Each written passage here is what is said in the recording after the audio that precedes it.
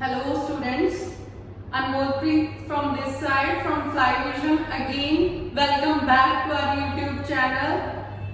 ਅੱਜ ਆਪਣਾ ਟੌਪਿਕ ਹੈਗਾ ਜੀ ਪ੍ਰੈਪੋਜੀਸ਼ਨਸ ਦਾ। ਵੈਸੇ ਤਾਂ ਇਹ ਬਹੁਤ ਹੀ ਜ਼ਿਆਦਾ ਮਤਲਬ ਕਾਮਨ ਟੌਪਿਕ ਕਹਿ ਲਈਏ ਹਨਾ, ਹੈਗਾ ਗ੍ਰਾਮਰ ਦਾ, ਬਟ ਆਪਾਂ ਨੂੰ ਨਹੀਂ ਪਤਾ ਹੁੰਦਾ ਕਿ ਜਿਹੜੀ ਪ੍ਰੀਸਾਈਜ਼ ਐਪਰੋਪਰੀਏਟ ਪ੍ਰੈਪੋਜੀਸ਼ਨ ਹੈ ਉਹ ਕਿੱਥੇ ਤੇ ਕਦੋਂ ਲੱਗੂਗੀ। ਰੀਡਿੰਗ ਦੇ ਵਿੱਚ, ਰਾਈਟਿੰਗ ਦੇ ਵਿੱਚ ਤੇ ਗ੍ਰਾਮਰ ਦੇ ਵਿੱਚ ਬੱਚਿਆਂ ਨੂੰ ਬਹੁਤ ਟਾਈਪ ਦੀਆਂ ਪ੍ਰੋਬਲਮਸ ਆਉਂਦੀਆਂ ਨੇ ਰਿਲੇਟਡ ਟੂ ਪ੍ਰੈਪੋਜੀਸ਼ਨਸ। ਤਾਂ ਇਹ ਵੀਡੀਓ ਬਹੁਤ ਤੁਹਾਡੇ ਲਈ ਯੂਜ਼ਫੁਲ ਹੋਊਗੀ, ਐਂਡ ਤੱਕ ਜ਼ਰੂਰ ਦੇਖਿਓ, ਕੁਝ ਵੀ ਸਕਿਪ ਨਹੀਂ ਕਰਨਾ। So let's start. ਠੀਕ ਹੈ ਜੀ, ਆਪਾਂ ਗੱਲ ਕਰ ਲੈਂਦੇ ਹਾਂ at, on and in. 3 prepositions we have, ਹੈ ਨਾ।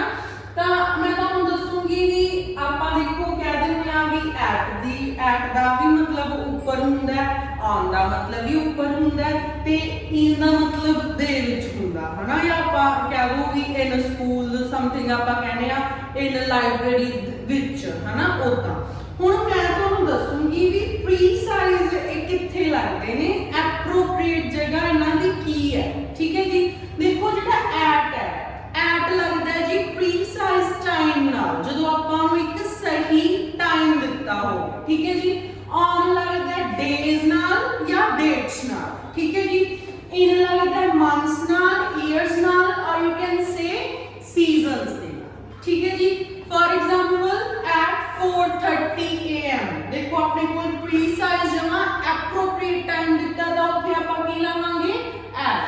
ठीक है जी, on देखो अपने ਕਾਦੇ ਨਾਲ ਲੱਗਦਾ ਹੈ ਡੇਜ਼ ਨਾਲ ਜਾਂ ਡੇਟਸ ਨਾਲ, on Sunday और you can say Monday, Tuesday, Wednesday।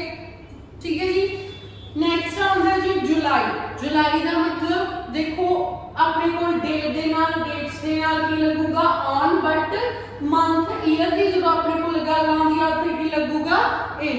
ठीक है जी, at midnight ਫੇਰ ਟਾਈਮ ਦਾ ਅੱਧੀ ਰਾਤ ਆਪਾਂ ਕਹਿ ਦਈਏ 12 o'clock ਹੁੰਦੇ ਆ ਹਨਾ ਜਦੋਂ, ਤਾਂ midnight ਦੀ ਗੱਲ ਹੈ ਤਾਂ ਆਪਾਂ ਉੱਥੇ at ਲਾਵਾਂਗੇ। ਦੇਖੋ ਸੀਜ਼ਨ ਦੀ ਗੱਲ ਆਈ ਹੈ ਜੀ, ਦਾ ਵਿੰਟਰ ਸਰਦੀ ਦਾ ਮੌਸਮ। ਠੀਕ ਹੈ, ਉਹਦੇ ਨਾਲ ਕੀ ਲਾਵਾਂਗੇ in।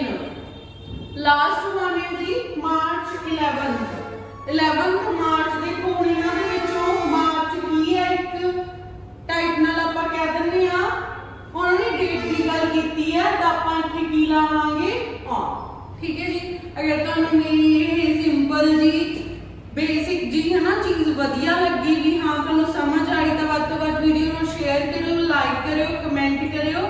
ਓਕੇ ਜੀ, ਥੈਂਕ ਯੂ।